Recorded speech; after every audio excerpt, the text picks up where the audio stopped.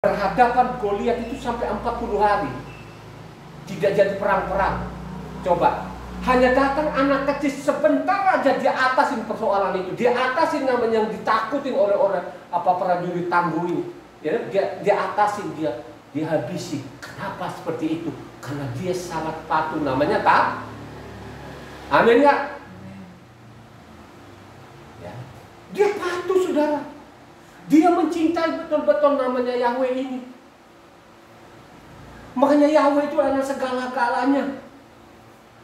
Ya. Kalau engkau sudah mengabaikan nama Yahweh itu, tidak bicara lagi hukum Tuhan. Ya. Coba, saudara.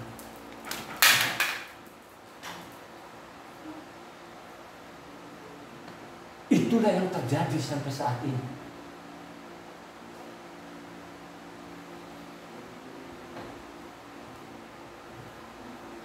Mari benar-benar kau belajar. Dan kau belajar namanya isi kitab suci ini.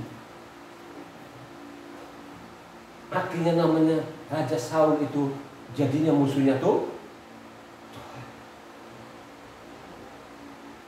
Apakah diperintahkan namanya Taurat itu kekal?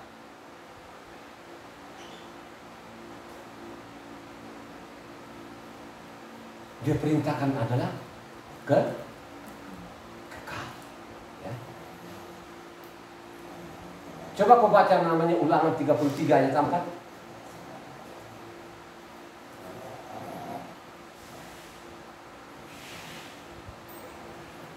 Mose telah memerintahkan hukum Taurat kepada kita, suatu milik bagi jemaah Yakub.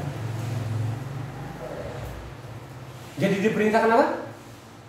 Hukum Taurat kepada kita, suatu milik bagi jemaah Yakub. Jadi miliknya orang Israel itu, miliknya mereka adalah apa?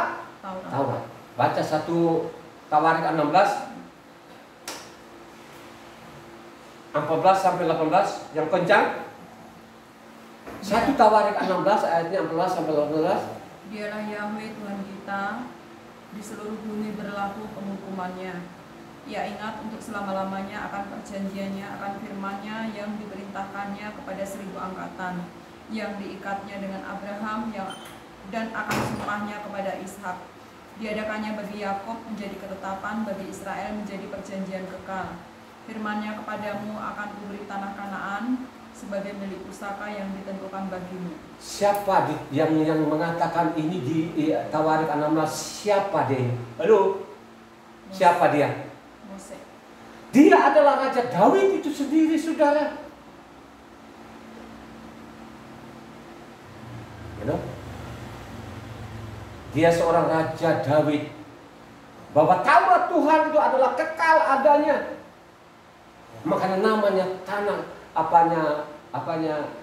Kanaan adalah milik pusaka. Ingat baik-baik loh ya. Taurat itu kekal sampai selama-lamanya. Ini perkataannya Raja Daud. Kalau sampai ada orang yang menganulir namanya Taurat Tuhan, ingat baik-baik loh saudara ya. Ya. Kau baca dengan benar dengan baik. Yang mengatakan 1 Tawarik 16 tidak lain tidak bukan adalah Raja Daud, saudara. Kekal adanya. Ya.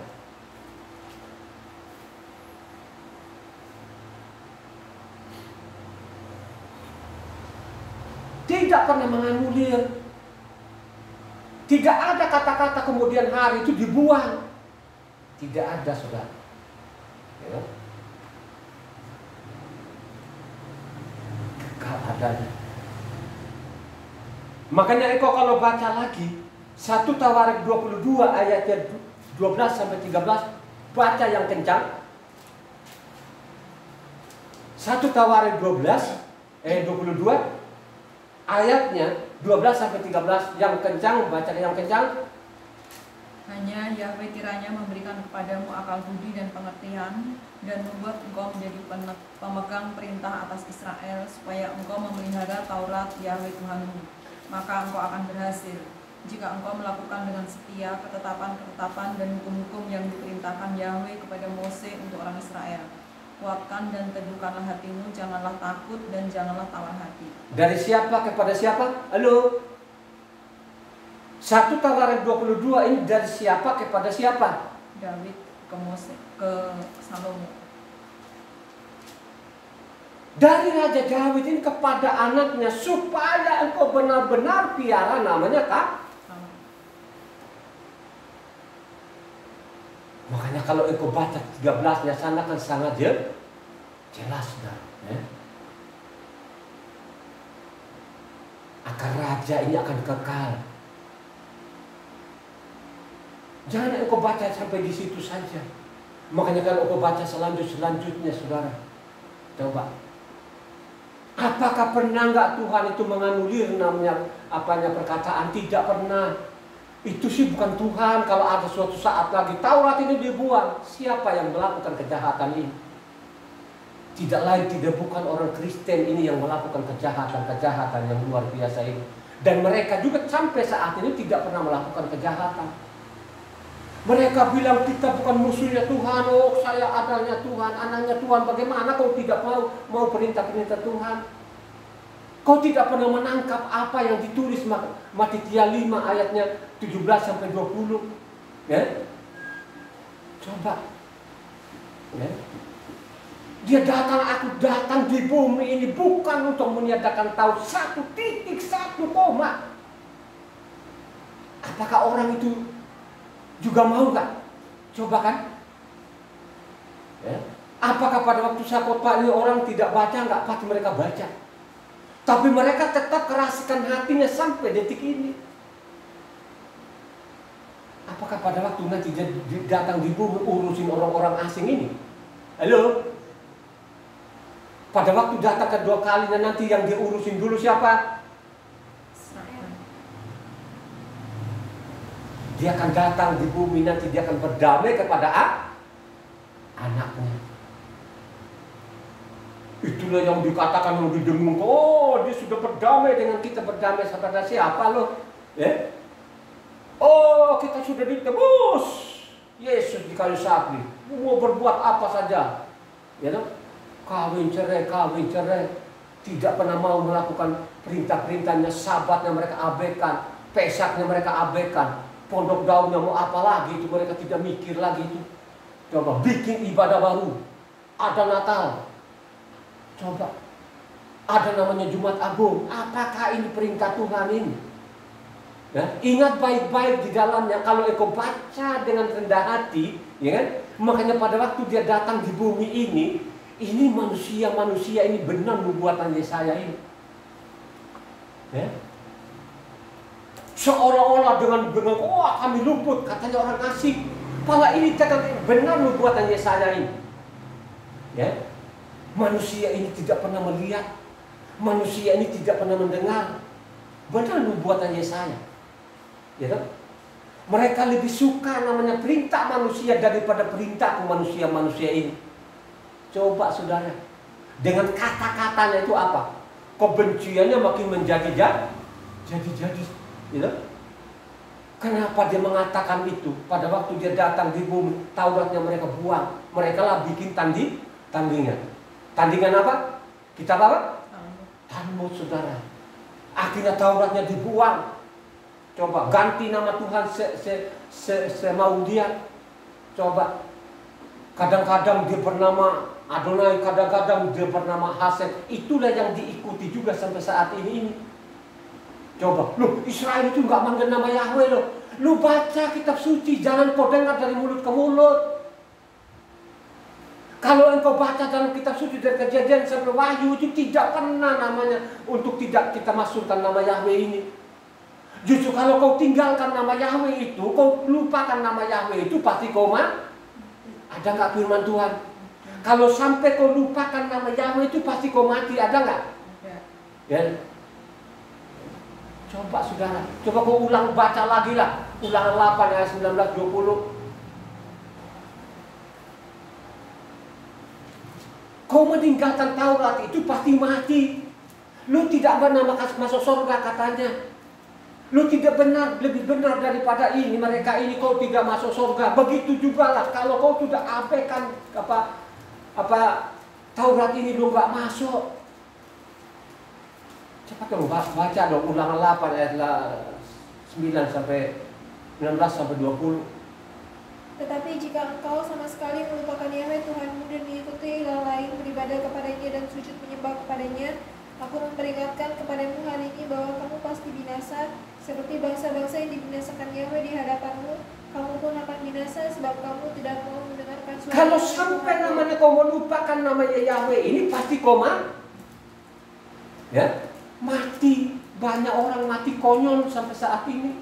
Lu mau ikutin yang miliaran-miliaran ini? Ya. Kalau pada Ulangan 6 ayat 12 juga pun, ya, diwanti-wanti loh di situ. Coba baca Ulangan 6 ayat 12. Ini kan bicara masalah nama Tuhan hari ini, bicara namanya takut kepada Tuhan ini. Maka berhati-hatilah supaya jangan kau melupakan Yahweh yang telah membawa kamu keluar dari tanah Mesir, dari rumah perbudakan. Ya. Ingat, ulang lagi yang kencang. Maka berhati-hatilah supaya jangan kau melupakan Yahweh yang telah membawa kamu keluar dari tanah Mesir, dari rumah perbudakan. Jangan sampai kau melupakan ini yang membawa engkau dari Misraim. Jangan sampai melupakan nama Yahweh. Kalau engkau melupakan nama Yahweh itu suatu kejahatan nggak? Halo?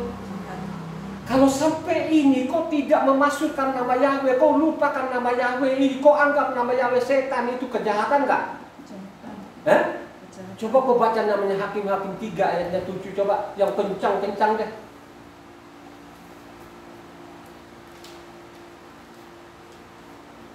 Orang Israel melakukan apa yang jahat di mata Yahweh. Mereka melupakan Yahweh Tuhan mereka dan beribadah kepada para Baal dan para Asyera. Dari situlah mereka melupakan nama Baal, mereka melupakan Yahweh ini. Akhirnya apa? Timbul apa? Baal dan Asyera. Sekarang itu berganti nama doang. Ya, makanya namanya Allah segala macam. Hanya persoalan-persoalan sekarang ini yang kita baca ini diputar balik.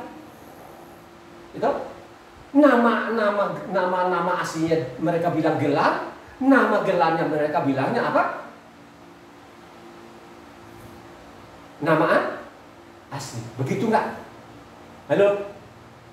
Yang kamu baca di dalam begitu nggak? Jemaat.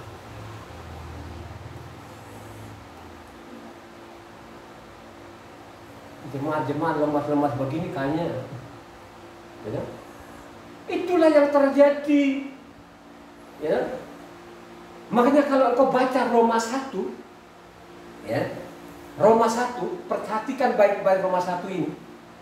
Roma 1 ayatnya 30 sampai 32, lu baca yang kencang-kencang di situ, coba. Ya, baca yang kencang lah. Ya. Roma 1 ayatnya 30 sampai 32. Mereka adalah pengumpat, pefitnah, pembenci Tuhan, kurang ajar, congkak, sombong, pandai dalam kejahatan, tidak taat kepada orang tua, tidak berakal, tidak setia, tidak penyayang, tidak mengenal belas kasihan. Sebab walaupun mereka mengetahui tuntutan-tuntutan hukum Tuhan, yaitu bahwa setiap orang yang melakukan hal-hal demikian patut dihukum mati, mereka bukan saja melakukannya sendiri, tetapi mereka juga setuju dengan mereka yang melakukannya. Ini sekalipun saya pakai pasal dan pakai ayat, ya kan? Bukan saja mereka melakukan kejahatan itu, tapi mengajak orang lain. Berapa orang yang mereka ajak di bumi ini? Itu miliaran orang. Ya, coba yang miliaran-miliaran orang ini kan tidak pernah baca kitab itu. Dia kadang-kadang kalau kita mau ngomong khotbah gini pakai pasal, malah dia tanya, itu dia sekolah STT mana ya?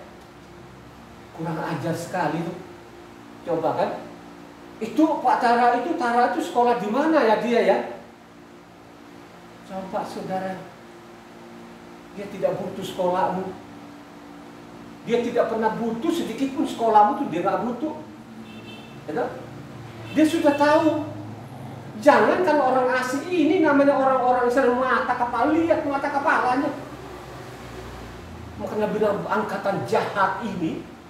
Saya tidak pernah berikan apa tanda kecuali namanya tanda Yona itu. Apakah pada waktu bilang tanda Yona mereka pahami sampai saat ini? Kagak. Coba saudara, ya, malah bikin namanya Jumat Agung. Nah kalau Jumat Agung, kalau dia mati Jumat, kalau dikuburkan Sabtu, jadi berapa malam? Ya kan?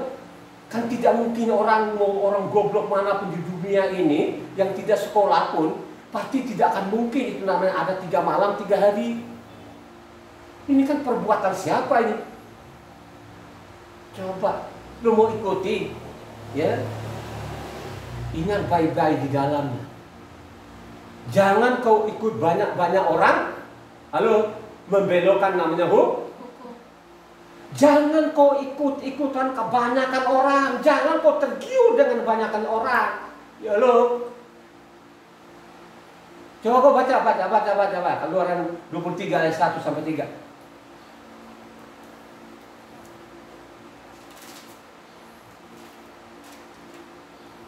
Keluaran 23. Janganlah engkau menyebarkan kabar bohong, janganlah engkau membantu orang yang bersalah dengan menjadi saksi yang tidak benar, janganlah engkau turut-turut kebanyakan orang melakukan kejahatan dan dalam memberikan kesaksian mengenai suatu perkara, janganlah engkau turut-turut kebanyakan orang membelokkan hukum, juga janganlah memihak kepada orang miskin dalam perkaranya. Jangan engkau tergiur karena banyaknya orang, karena banyaknya jemaat, karena gedungnya gede. Jangan engkau tergiur itu. Ya, makanya perlu sekali kau baca dan Kejadian sampai Wahyu. Ya, mereka tahu kok itu tuntutan-tuntutan hukum kata Roma tadi. Bukan mereka lakukan, maka mereka ajak lagi orang coba sekarang coba contoh-contoh lah. Ya, sekolah dia mana dia? Loh saya itu kan pendeta, saya doktor. Makan saja doktormu itu. Ya, dok? Ya. Coba saudara. Makanya yang membunuh dia ini Yasua ini siapa? Halo, yang membunuh Yasua itu orang goblok atau orang pintar-pintar itu?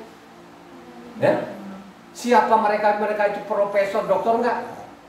Halo? Yang membunuh dia ini bukan orang biasa, orang-orang yang benar-benar sudah botak kepalanya. Coba yang membunuh. Makanya sekarang itu si pembunuh dari mimbar siapa ini yang sekolah-sekolah ini. Ya? Makanya banyak orang itu yang ngang-ngang kasihan itu jemaat-jemaatnya. Ya? Mereka mendewa-dewakan Pak pendetanya karena si dokter B, A, B, C. Kalau ditanyain Pak dokter, ya, kok di sininya begini, mana firmannya? Oh betul tidak ada firmannya di dalam, tapi ada aja ajarannya. Coba saudara kalau yang begini-begini, gitu, anaknya saja dihajar sampai babak belur. Apalagi lo ini jongos, ya, yang mengangkat dirinya. Coba sekarang, oh kita anaknya Tuhan. Tuhan siapa? Makanya dia bilang Tuhanmu itu, ya, itu hantu, bapakmu itu hantu itu bapakmu hantu. Dari dulu dia tidak pernah ngomong masalah kebenarannya, ya. Dia selalu menyimpang dalam Tauratku. Itulah bapakmu. Bapakmu dari dulu itu membunuh sampai saat ini namanya bapak segala pembunuh. Ada nggak firmannya? Ya kan? Makanya kalau engkau tidak percaya bahwa akulah Yahweh itu mati dalam dosa, ada nggak firmannya? Kalau engkau tidak mengaku bahwa akulah Yahweh ini mati dalam dosamu, ada nggak firmannya? Kenapa sekarang ada Tuhannya 3 lagi? Terus yang miliaran ini ngotot-ngotot lagi. Yang ngototin nggak pernah baca kitab suci, ngotot lagi coba. Dia ikut-ikutin pendetanya itu. Ya. Makanya saya mengatakan ada sekolah, bikin sekolah itu bukan untuk apanya, untuk patuh kepada Tuhan, menjadi musuhnya tuh. Ya. Lu bayangkan saja ini namanya sabatnya, ini kalau engkau langgar ini dia marah sekali kan begitu kan, coba.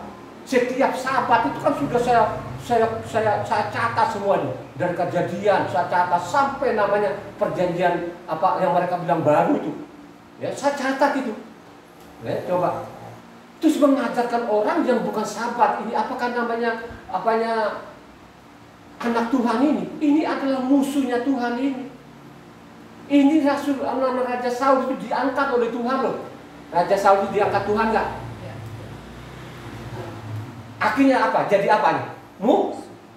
Kenapa dia jadi musuhnya? Melanggar. Karena melanggar namanya perintahnya, saudara. Mereka sekarang bangga. Oh, kami orang Kristen ini, kami kuasai dunia. Betul. Memang begitulah di dalam isi kitab suci. Isi kitab sucinya sangat jelas. Karena sempitnya jalan itu sedikit sekali orang yang masuk. Berjuanglah kalian masuk pintu yang sempit itu. Ada nggak firman-Nya? Karena lebarnya jalan itu banyak sekali orang. Karena dia pendetanya adalah dokter-dokter itu, mereka susah tuh belasan tahun mereka sekolah. Perlulah kau baca. Kalau engkau tidak baca, surga itu benar kata ketemu. Ada syaratnya nggak masuk surga? Halo? Ada. Surga itu lu masuk nggak bisa nyelonong jangan tanya. Kalau mau masuk surga itu apa syaratnya? Sabar. Hah? Ikuti Tauratku, dan namanya Taurat itu kan sabatnya. Tidak menguduskan sabatku, surga tidak pernah kau ketemu. Bukan saya loh. Ada firman-Nya kan? Hah? Tidak menguduskan sabatku, kau mengabaikan sabatku, kau ganti namanya sabat ini jadi hari lain, lu tidak pernah akan masuk surga. Bukan saya, Tuhan yang mengatakan, ya. Tinggal lu pilih sekarang katanya. Tinggal lu pilih. Ya. Melakukan kejahatan sabat atau melakukan kebaikan. Ada tulisan enggak? Tinggal lu pilih. Mau melakukan kejahatan atau melakukan kebaikan? Coba kau baca apanya Markus 3 ayat 4. Cepat dong. Loh, ini kita baca Taurat loh. Sekarang ini yang kita baca hari ini. Yang namanya takut kepada Tuhan itu apa prakteknya? Coba baca. Kemudian katanya kepada mereka, manakah yang diperbolehkan pada hari Sabat, berbuat baik atau berbuat jahat, menyelamatkan nyawa orang atau membunuh orang? Tetapi Coba, saudara. diam saja. Ya? Tinggal lu pilih sekarang pada waktu Sabat ini mau melakukan namanya kebaikan atau kejahatan. Nah, kalau sudah begini-begini yang kamu tangkap orang yang sekolah-sekolah ini maksudnya apa lu? Kira-kira sekarang dari Sabat lu ganti hari lain, kira-kira bagaimana?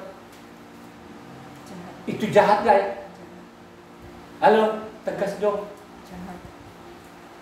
Luar biasa jahat enggak? Luar biasa jahat. Tapi sekarang orang-orang bangga sekali. Wah, kami minggu Pak, kami beda dengan mereka. Ya? Padahal apa kata firman Tuhan? Kalau engkau baca namanya Keluaran 12 49, coba baca.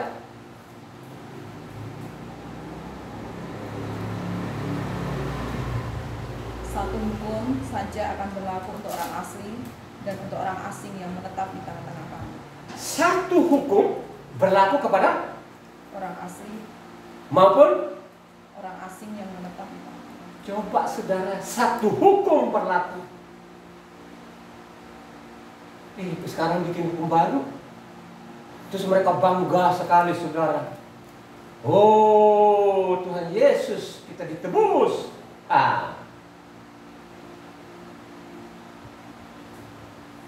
Yesus datang di bumi menebus kepada siapa? Orang yang takluk kepada hukum Taurat. Dia datang ke bumi ini, dia menebus sembarangan orang atau takluk kepada Taurat? Yang takluk kepada Taurat. Itu tidak ada beritanya. Pokok dalam nama Yesus, dengan darah Yesus katanya di salib, bebas kita. Sudah ditebus kita dengan darahnya. Tapi lu melanggar namanya beritanya. Kok ditebus? Lu terang-terangan mereka Taurat itu buang. Karena Taurat itu sadis. Siapa yang bikin sadis? Halo? Ini kan ulah-ulah penulis-penulis ini, awal-awalnya ini. Yang dimimpan loh saudara. Yang dimimpan ini dari generasi ke generasi. Ya, itulah yang sampai saat ini. Ya. Padahal di dalam sangat dijelaskan. Dia datang di bumi menebus mereka yang takluk kepada namanya Coba baca deh, ulang-ulang aja lah. Mau dia dengar tidak dengar itu di luar sana terserah aja. Galatia 4 ayatnya 4 sampai 5. Yang keras-kerasmu itu kau baca lagi. Tetapi setelah genap waktunya, maka Tuhan mengutus anaknya yang lahir dari seorang perempuan dan takluk kepada hukum Taurat. Ia diutus untuk menebus mereka yang takluk kepada hukum Taurat, supaya kita diterima menjadi anak. Kalau kau menjadi anak itu patuh nggak? Harus kau patuh Taurat nggak? Patuh. Ya sekarang kita anaknya Tuhan. Taurat itu dibuang. Itu anaknya bukan anak Tuhan, anaknya iblis, saudara. Ini sangat jelas. Makanya kalau kau baca namanya Kisah Para Rasul 10 ayat 35 yang kencang-kencang juga, ya, makanya jangan kau banyak-banyakan orang. Biar perlu sendiri itu patuh saja namanya perintah Tuhan. Pasti kau selamat. Yakin betul-betul kau selamat. Bukan saya loh, kita lihat nanti. Coba Kisah Para 10 ayat 35 yang keras-kerasnya. Setiap orang dari bangsa manapun yang takut akan Dia dan yang mengamalkan kebenaran berkenan kepadanya. Coba kan, siapapun dia dibawa kalau orang yang diselamatkan itu namanya takut kepada Tuhan, takluk kepada namanya hukum-hukum Tuhan, saudara. Ya kan? Kalau sekarang ajarannya dimimbar dengan dokter-dokter konyol ini, Taurat dibuang, tapi kalau perpuluhannya mereka genggam di tangannya, coba sampai keras-keras itu coba, ya, si rakus-rakus ini. Ya.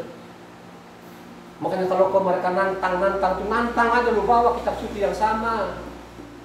Jangan kau bawa namanya buku bapak gerejamu, saat tidak pernah kenal nama buku bapak gerejamu itu. Ya kan? No, ini jelas loh saudara. Ya. Saya ini bicara namanya pakai pasal dan ayat, tinggal yang saya sebut dan suruh baca sehingga dia baca ulang lagi kalau dia mau nantang. Ya. Miris kan? Coba kan? Enggak tahu lah memang ini karena memang di dalamnya juga ini yang sekian orang sudah mau terpatri di dalam, sehingga kita mau ngomong apapun itu mereka waduh benar-benar tidak ada sedikit pun yang merasa oh iya ya, enggak ada saudara. Ya.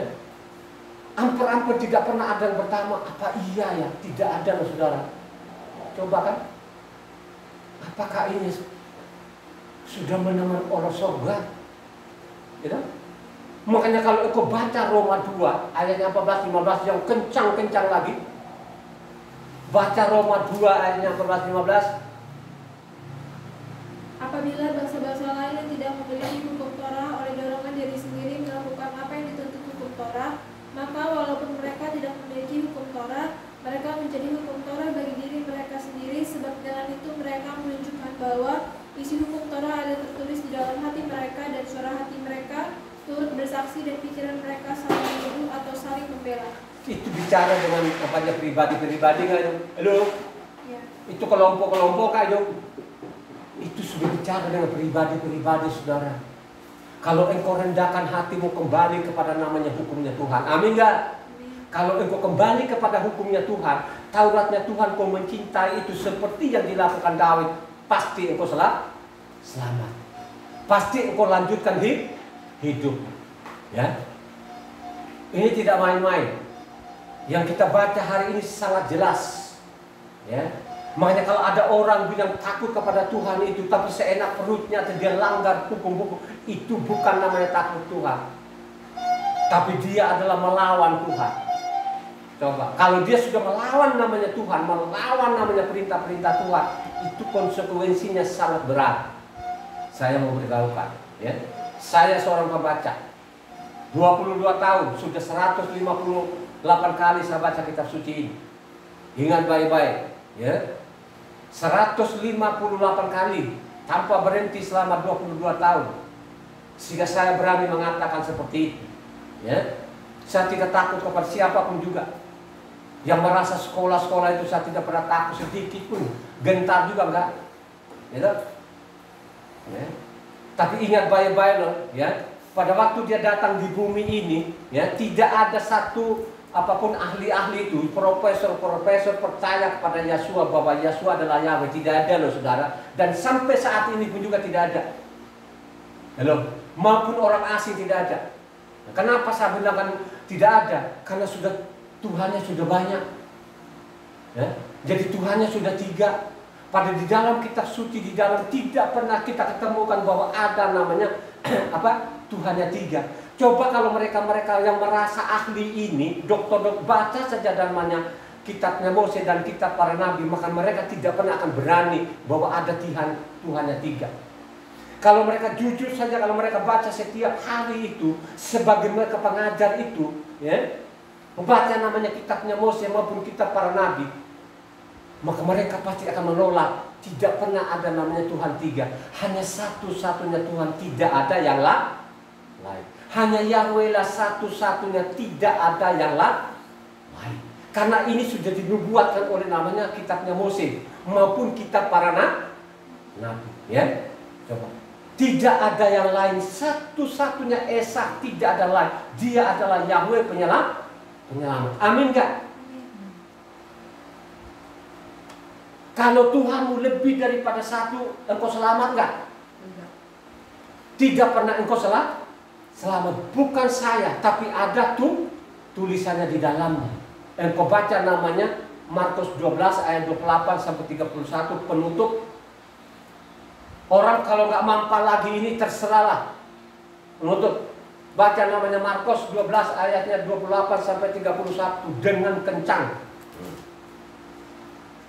Lalu seorang ahli Taurat yang mendengar Yeshua dan orang-orang Saduki bersoal jawab dan tahu bahwa Yeshua memberi jawab yang tepat kepada orang-orang itu, datang kepadanya dan bertanya, hukum manakah yang paling utama? Jawab Yeshua, hukum yang terutama ialah, dengarlah hai orang Israel, Yahweh Tuhan kita, Yahweh itu Esa. Kasihilah Yahweh Tuhanmu dengan segenap hatimu dan dengan segenap jiwamu dan dengan segenap akal budimu dan dengan segenap kekuatanmu. Dan hukum yang kedua ialah, kasihilah sama manusia seperti dirimu sendiri. Tidak ada hukum lain yang lebih utama daripada kedua hukum ini. Terus? Lalu kata ahli Taurat itu kepada Yeshua, tepat sekali guru, benar katamu itu bahwa dia Esa dan bahwa tidak ada yang lain kecuali dia. Memang mengasihi dia dengan segenap hati dan dengan segenap pengertian dan dengan segenap kekuatan dan juga mengasihi sama manusia seperti diri sendiri adalah jauh lebih utama daripada semua korban bakaran dan korban sembelihan. Yeshua melihat bagaimana bijaksananya jawab orang itu dan ia berkata, engkau tidak jauh dari kerajaan Tuhan. Engkau tidak akan jauh-jauh dari kerajaan Tuhan. Itu kutipan atau asli tulisan di situ? Ayo. Kutipan bukan? Ini bicara lagi kepada Taurat enggak? Ya. Itu sebagaimana dokter-dokter ini, dokter-dokter konyol ini, dokter-dokter bebal ini bilangnya Taurat tidak benar. Sangat jelas di sana. Benar katamu Tuhan bahwa dia itu ada Esa. Pada ini adalah kutipan dari namanya Ulangan 6 ayatnya 4. Benar katamu tuh guru bahwa dia itu Esa, tidak ada yang lain. Akhirnya apa? Tidak jauh-jauh kerajaan surga dari padamu. Siapa yang mengatakan itu? Adalah Yeshua, saudara. Ya. Kalau hanya kau baca di situ, kau tidak baca lengkap, memang kau tidak tahu siapa ini jadi manusia. Tapi kalau kau baca lengkap dari Kejadian sampai Wahyu, pasti kau benar-benar dalam hatimu tadi bahwa dia adalah Yahweh itu sendiri. Makanya katanya di sana, kalau engkau tidak percaya bahwa aku ini Yahweh itu sendiri, mati dalam dosamu. Kalau engkau sudah melihat saya, kau sudah melihat namanya ya. Itu masih kurang jelas gak? Ini kan kalian yang sekolah-sekolah tinggi masalahnya ini, gitu? Yang sekolah-sekolah tinggi, yang sekolah bonafit lah, ya? Coba, kira-kira ada Tuhanmu yang lain gak itu? Dengan kata-kata tadi, kalau kamu tidak percaya bahwa aku ini Yahweh, mati dalam dosamu. Wih, itu kan keras kan? Yang orang sekolah-sekolah ini. Kalian ini yang di depan saya ini bukan sekolah ece-ece loh, ini sekolah yang terkenal masalahnya. Kata-kata ini yang kau pahami itu, kira-kira ada Tuhan yang lain lagi gak? Tidak ada kan? Hanya satu-satunya bahwa dia adalah Yahweh itu datang di bumi, ya. Itulah kemahakuasaannya. Kan begitu kan? Itulah kemahakuasaannya Tuhan itu, dia menjadi anak manusia. Dia kembali lagi kepada namanya Roh. Itu yang dimaksud, baptislah mereka dalam nama Bapa, Anak dan Roh Kudus. Bagaimana namanya Bapa tadi? Bapa adalah Roh Kudus tadi ini yang menjadi anak manusia dan kembali lagi kepada nama Roh Kudus. Kira-kira gitu nggak yang kau tangkap? Amin. Kau ini kan bukan anak-anak SD, bukan lulusan SMA. Kau ini kan perguruan tinggi, yang perguruan bonafik. Ya, kalau sampai kau menangkapnya juga ini tadi yang saya katakan, wah itu lu paling apes di dunia. Berarti lu lebih suka namanya perintah manusia daripada perintah Tuhan. Halo? Ya. Jika lu mau terima ini yang saya katakan ini terserah, ya. Terserah. Tapi kalau kau catat dengan baik, terus kau renungkan, kau taruh di dalam hatimu, pasti engkau selamat. Amin ya? Kita tuh. Puji-pujilah nama Tuhan Yesus.